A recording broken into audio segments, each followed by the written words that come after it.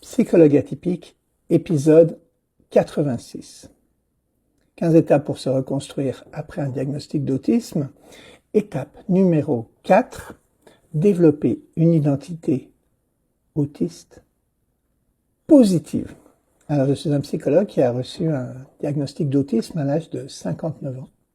Je ne suis pas expert en autisme, c'est juste que l'autisme et en particulier la neurodivergence positive sont devenus deux de mes passions. La quatrième étape pour se reconstruire après un diagnostic d'autisme, c'est de développer une identité d'autiste positive. Cette étape-là, elle est absolument centrale et elle est composée de beaucoup de facettes. Dans le livre sur lequel je me base pour vous présenter ces 15 étapes, les auteurs identifient 12 ou quelques facettes, et je vais d'ailleurs faire des vidéos séparément sur chacune de ces facettes. Mais la base fondamentale d'une identité autistique positive, c'est reconnaître fondamentalement au plus profond de nous que différent est différent de défectueux ou mauvais.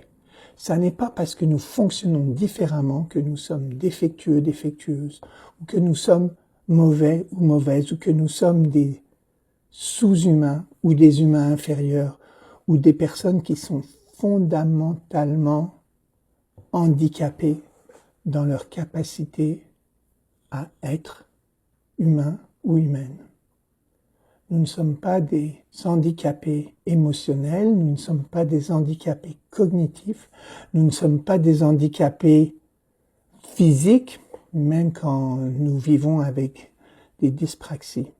Nous sommes des personnes qui fonctionnons différemment, et cette différence, non seulement elle est respectable, non seulement elle est normale, mais elle est utile. La neurodiversité, c'est comme la biodiversité, c'est en fait une richesse pour l'humanité.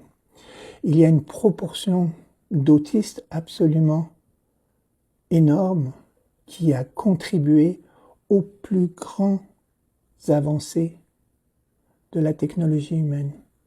On reconnaît aujourd'hui que Einstein était probablement autiste, Alan Turing, l'inventeur de la programmation d'ordinateurs, était également autiste, etc., etc. Donc ce fonctionnement, il est positif.